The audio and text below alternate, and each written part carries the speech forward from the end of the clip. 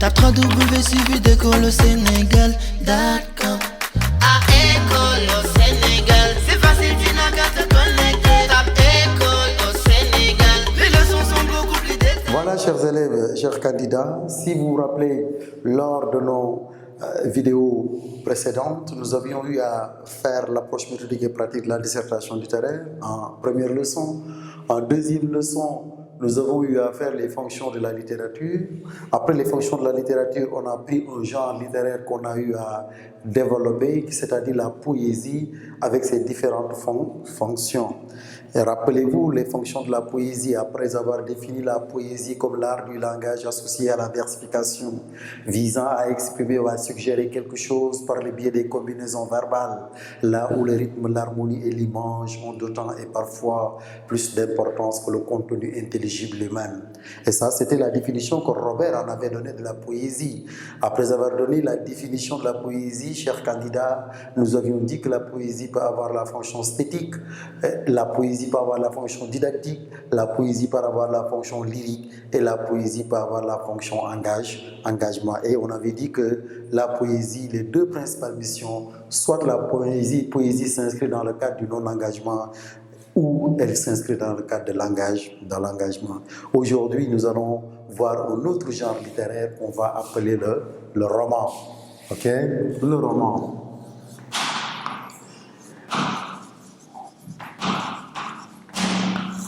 Donc, le roman, nous allons essayer aujourd'hui de voir le roman. Le roman, il se définissait au Moyen-Âge, chers candidats.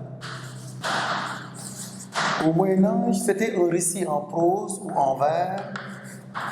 Un récit en prose ou en vers. Ça, c'était dans le cadre du langage vulgaire. Mais ce n'est qu'après que le roman sera défini comme étant une œuvre à travers laquelle on raconte l'histoire et l'aventure des personnages. Ce roman-là, nous allons voir, chers candidats, aujourd'hui ses différentes fonctions. Et parmi ces fonctions, la première fonction que nous allons voir, c'est ce qu'on va appeler la fonction divertissement. La fonction divertissement.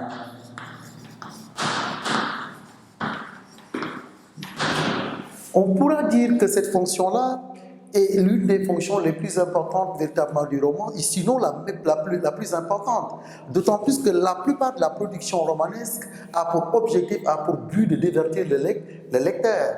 Parce que lorsque le lecteur commence à ouvrir des pages d'un roman, c'est pour oublier certainement ses soucis, c'est pour se plonger dans un autre monde. C'est pourquoi le roman véritablement joue un rôle très important, car il permet au lecteur de se divertir, mais surtout de s'évader. D'accord? De s'évader, d'oublier ses soucis. Ça lui permet de faire ce qu'on va appeler un voyage artificiel.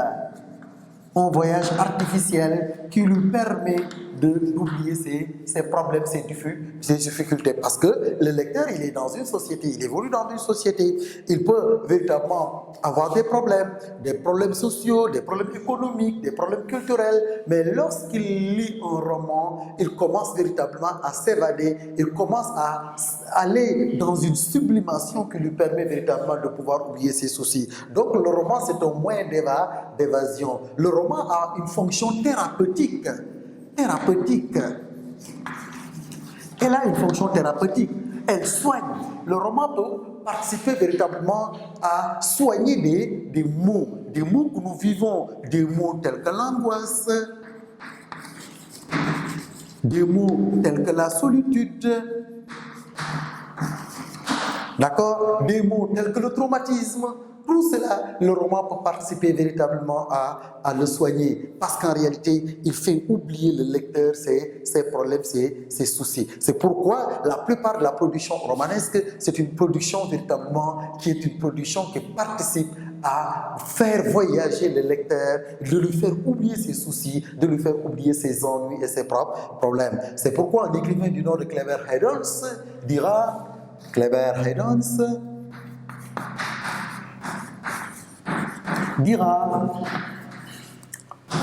lorsque le romancier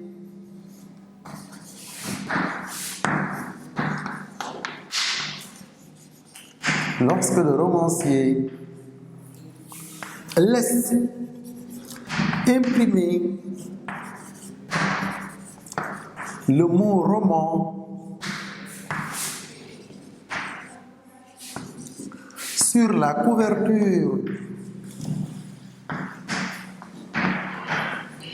de son livre,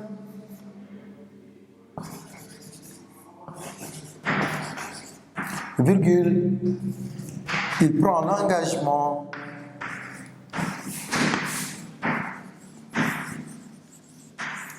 de distraire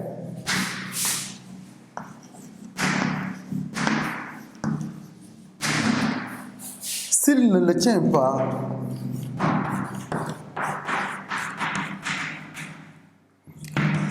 tient pas, s'il s'invite à penser ou rêver, il est philosophe,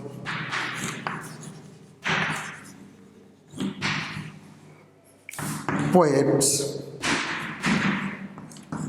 mais il n'est pas romancier.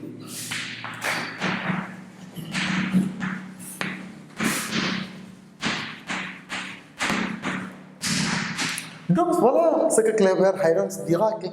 Lorsque le romancier laisse imprimer le mot roman sur la couverture de son livre, il prend l'engagement de distraire. S'il ne le tient pas, s'il s'invite à penser ou rêver, il est philosophe, poète, mais il n'est pas romancier. Ça signifie quoi? Ça signifie pour Clever Hirons, l'objectif du romancier, la mission première du romancier, c'est de distraire.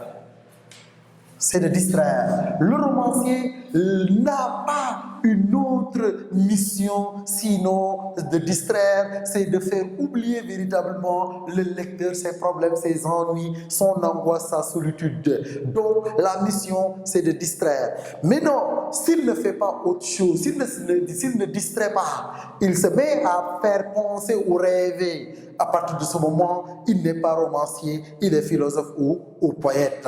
Donc pour dire seulement que l'engagement premier d'un romancier selon Clever Hirons, c'est l'engagement lié à la distraction, c'est-à-dire au mot divertissement. C'est pourquoi Guy Descartes, un autre écrivain du nom de Guy Descartes,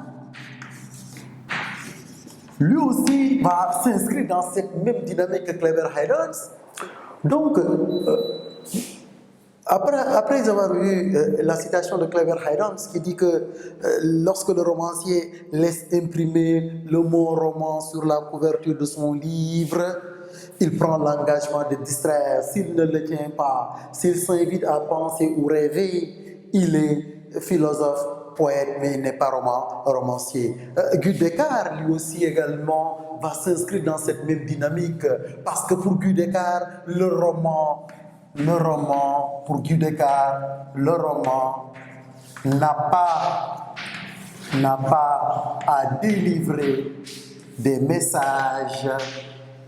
Le roman n'a pas à délivrer des messages. Virgule, le roman, c'est l'évasion. Donc, vous voyez, chers candidats, que selon Guy Descartes, le roman, ce n'est pas véritablement un outil ou un instrument à travers lequel on délivre des messages, mais c'est le roman, pour Guy Descartes, c'est un moyen d'évasion. Moyen d'évasion par rapport à qui? Par rapport au lecteur. Ça doit être véritablement ce que Jacques Laurent appelle une issue compensatoire. Jacques Laurent,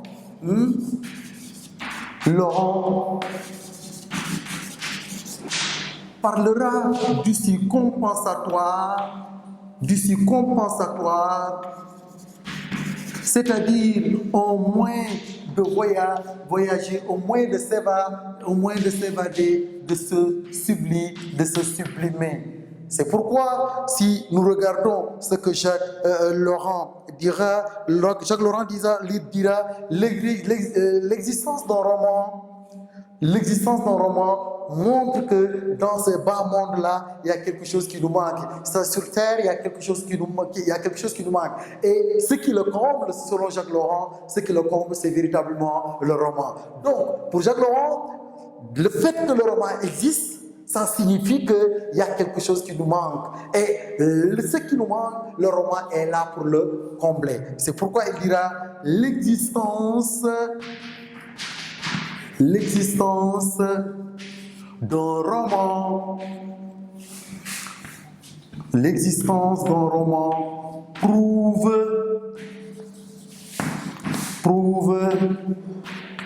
qu'il nous manque quelque chose sur cette terre. Quelque chose sur cette terre. Et le roman comble ce manque. Et le roman comble ce manque. Ça signifie quoi? Ça signifie que le lecteur, lorsqu'il se plonge véritablement dans son roman et commence à lire, lorsqu'il véritablement ouvre un roman, il commence à lire, ça lui permet de s'évader, ça lui permet également d'oublier ses soucis, d'oublier ses problèmes. C'est juste pour dire que le roman, sa première fonction, c'est la fonction divertissement, parce qu'il permet au lecteur de quitter ce monde dans lequel il vit pour faire un voyage artificiel. Donc le roman a une fonction thérapeutique car il permet de soigner des maux tels que le stress, tels que l'angoisse, tels que la solitude. Mais en dehors de la fonction divertissement que nous venons de parler, chers candidats, nous allons voir que le roman peut avoir une autre fonction qu'on va appeler la fonction didactique.